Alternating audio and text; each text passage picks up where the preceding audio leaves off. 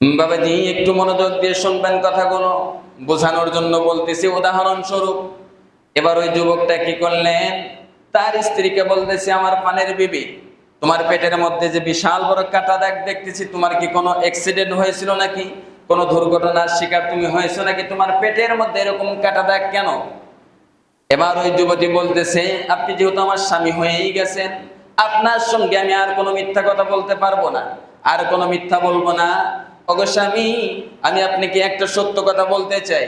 এই যে আমার পেটের মধ্যে যে কাটা দাগটা দেখতে পাচ্ছেন, আমার মায়ের মুখে আমি গল্প শুনেছি, এই কাটা দাগ আমার কোনো অ্যাক্সিডেন্টের কারণে হয় নাই, কোনো দুর্ঘটনার কারণে হয় নাই, কোনো রোগের কারণে আমার এই পেটের মধ্যে কাটা লাগে নাই। এই কাটা দাগটা হচ্ছে একটা ঘটনা আছে এর পিছনে।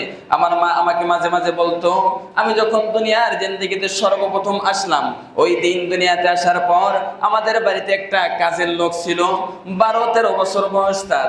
আমি দুনিয়াতে আসার পর ওই কাজের ছেলেটা আমার পেটের মধ্যে ছুরি দিয়ে আঘাত করেছিল আমাকে মেরে ফেলবার জন্য, কিন্তু আল্লাহ রাব্বুল আলামিন আমার হায়াত দিয়েছিলেন, যার কারণে আমার মা পেটটা সেলাই করে দিয়েছে, পরবর্তীতে আমি বেঁচে গিয়েছি। এই যে এটাই হচ্ছে এই পেটে কাটার কারণ।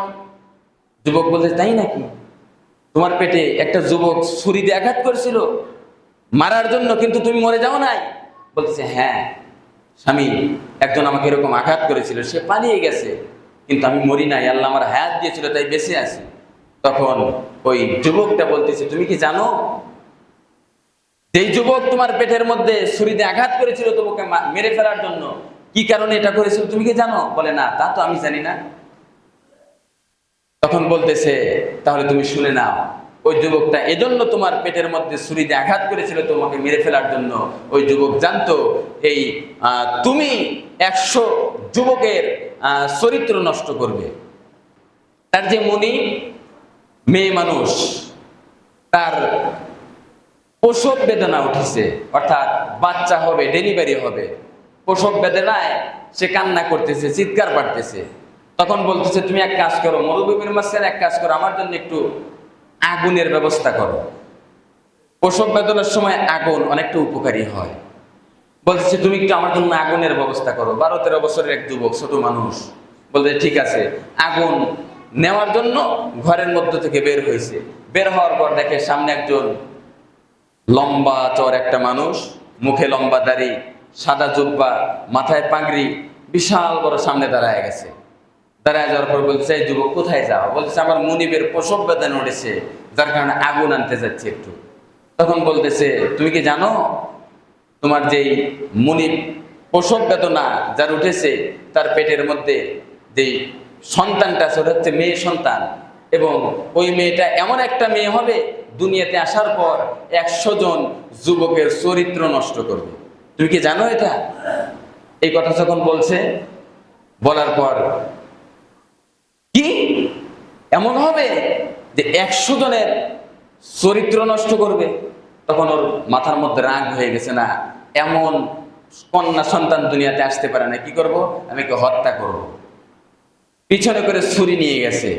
নিয়ে যাওয়ার পর ওই যে মুনিব শুয়ে আছে, যাওয়ার পরে দেখে কি বাচ্চা ডেলিভারি হয়েছে, দুনিয়াতে আসছে আগুন ছাড়াই। তখন ওই বাচ্চাটা শোয়ানো দেখে ওই ছোট বাচ্চার বুকে একেবারে পেট বরাবর ছুরি চালায় দিছে।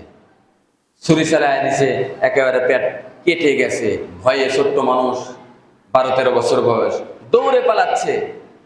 দৌড়াতে দৌড়াতে এমন জায়গায় চলে গেছে, আর পিছনে যায় না, শুধু যাচ্ছেই যাচ্ছে, অন্য এক দেশে চলে গেছে।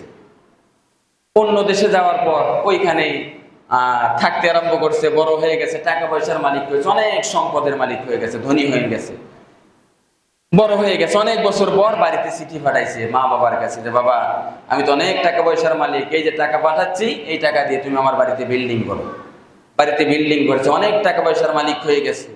তখন বলছে, ঠিক আছে, অনেক দিন যাবত বাহিরে, আমি এখন বাড়িতে আসতে চাই, কি করো, আমার জন্য সুন্দরী একটা মেয়ে দেখো। এই জামানার মধ্যে, এলাকার মধ্যে সবচেয়ে সুন্দরী যেই মেয়ে, সুন্দরী মেয়ে আমি বিবাহ করতে চাই। আমার রাজপ্রাসাদ আছে, ওই রাজপ্রাসাদ, ওই বিল্ডিং এর মধ্যে আমি তাকে রাখতে চাই। বলছে ঠিক আছে।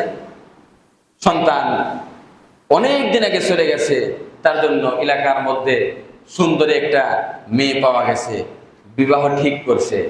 ঠিক করার পর ওখান থেকে চলে আসছে, ধুমধাম করে বিবাহ হয়েছে। বিবাহের এক পর্যায়ে বাসর ঘরে গেছে।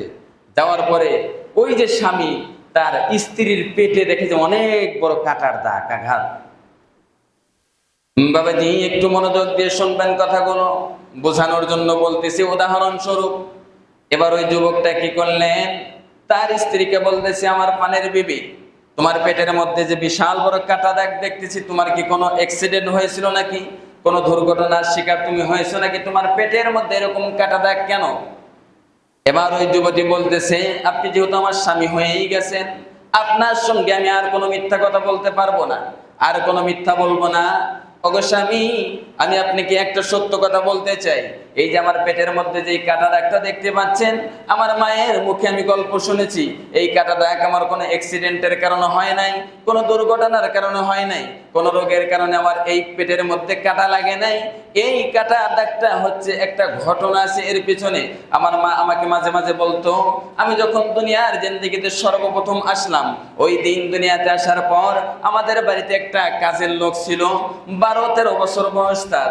আমি দুনিয়াতে আসার পর ওই কাজের ছেলেটা আমার পেটের মধ্যে ছুরি দিয়ে আঘাত করেছিল আমাকে মেরে ফেলবার জন্য, কিন্তু আল্লাহ রাব্বুল আলামিন আমার হায়াত দিয়েছিলেন, যার কারণে আমার মা পেটটা সেলাই করে দিয়েছে, পরবর্তীতে আমি বেঁচে গিয়েছি। এই যে এটাই হচ্ছে এই পেটে কাটার কারণ। যুবক বলছে, তাই নাকি? তোমার পেটে একটা যুবক ছুরি দিয়ে আঘাত করেছিল মারার জন্য, কিন্তু তুমি মরে যাও নাই? বলছে, হ্যাঁ স্বামী, একজন আমাকে এরকম আঘাত করেছিল, সে পালিয়ে গেছে, কিন্তু আমি মরি নাই, আল্লাহ আমার হায়াত দিয়েছিল তাই বেঁচে আছি। তখন ওই যুবকটা বলতেছে, তুমি কি জানো যেই যুবক তোমার পেটের মধ্যে ছুরি দিয়ে আঘাত করেছিল তোমাকে মেরে ফেলার জন্য, কি কারণে এটা করেছিল তুমি কি জানো? বলে, না তা তো আমি জানি না। তখন বলতেছে, তাহলে তুমি শুনে নাও, ওই যুবকটা এজন্য তোমার পেটের মধ্যে ছুরি দিয়ে আঘাত করেছিল তোমাকে মেরে ফেলার জন্য। ওই যুবক জানতো এই তুমি 100 যুবকের চরিত্র নষ্ট করবে। কথা কি সত্য? বলতেছে, হ্যাঁ স্বামী, আমি লুকাবো না, আসলে আমি এরকম 100 যুবকের চরিত্র আমি নষ্ট করেছি, জিনা করেছি। তখন বলতেছে, তাহলে তুমি যেহেতু আমার বিবি, তোমাকে আমি মারবো না, তবে ওই যে আল্লাহর এক ওলি যে আমাকে বলছিল 100 যুবকের জীবন নষ্ট করবে, ধ্বংস করবে, উনি আমাকে আরো একটা কথা বলেছিল, তোমার মৃত্যু হবে সামান্য একটা মাকড়সার কাছে, মাকড়সার মধ্য দিয়ে, মাকড়সার কারণে তোমার মৃত্যু হবে। এটা তোমাকে আজকে জানাই দিলাম। তুমি যেহেতু আমার স্ত্রী, তোমার পর আমার কোনো রাগ নাই, তুমি যা করছো আমি এটা দেখতেছি আসলে সত্য কিনা। তখন বলতেছে, ঠিক আছে। স্ত্রী বলতেছে, স্বামী, আপনি হচ্ছে এলাকার মধ্যে সবচেয়ে ধনী ব্যক্তি, আপনার টাকা পয়সার অভাব নাই, লক্ষ লক্ষ টাকার মালিক আপনি। আমি তো একটা ভুল করছি, তওবা করে ফিরে আসছি, আমি আর এই পাপ কাজের সঙ্গে জড়াবো না, আপনাকে বিবাহ করছি এজন্য, আপনি চাইলেই তো আমাকে বাঁচাইতে পারেন, একটু আমার জন্য একটু এমন একটা সিস্টেম করেন না যেখানে মাকড়সা প্রবেশ করতে পারবে না। ঠিক আছে, স্ত্রী তো বিল্ডিং এর চূড়ায় সুন্দর করে গ্লাস দিয়ে চারিকোনা ফিটিং করছে, যেখানে একটা পিপিলিকা ঢুকতে পারবে না, একটা সুই ঢুকতে পারবে না, এরকম করে একেবারে গ্লাস ফিটিং করে একেবারে বিল্ডিং এর ছাদে সুন্দর করে গ্লাস দিয়ে এরকম বানাইছে। বাবাজি একটু মনোযোগ দিয়ে শুনবেন। রাতের বেলা স্বামী স্ত্রী ঘরের মধ্যে ঘুমিয়ে আছে, ওই সময় স্বামী ঘুমাবে, সামনে তাকাচ্ছে, দেখো ওই যে একটা মাকড়সা দেখা যায়, ওই যে মাকড়সা দেখো, ওই যে মাকড়সা দেখা যায়। স্ত্রী রেগে গেছে, কি মাকড়সা দেখা যায়? এই সামান্য মাকড়সা আমার মৃত্যুর কারণ হবে? ছোটবেলায় কত মাকড়সা পাড়ায় মারলাম, আর এই মাকড়সার কারণে আমার মৃত্যু হবে? দেখিও লাঠি দিয়ে ওই মাকড়সাটা পাড়ছে নিচে, পাড়ার পর একেবারে পা দিয়ে পিষতেছে, তোর কারণে আমার মৃত্যু হবে। রেগে গেছে, রেগে মাকড়সাকে একেবারে পিষে ফেলছে, মেরে ফেলছে, তোর কারণে আমার মৃত্যু হবে, তোকেই মেরে ফেললাম। দেখা যায় মাকড়সার গায়ে একটা বিষ ছিল, ওই বিষটা তার শরীরের মধ্যে ঢুকে সে মৃত্যুবরণ করেছে কিছুদিনের মধ্যে।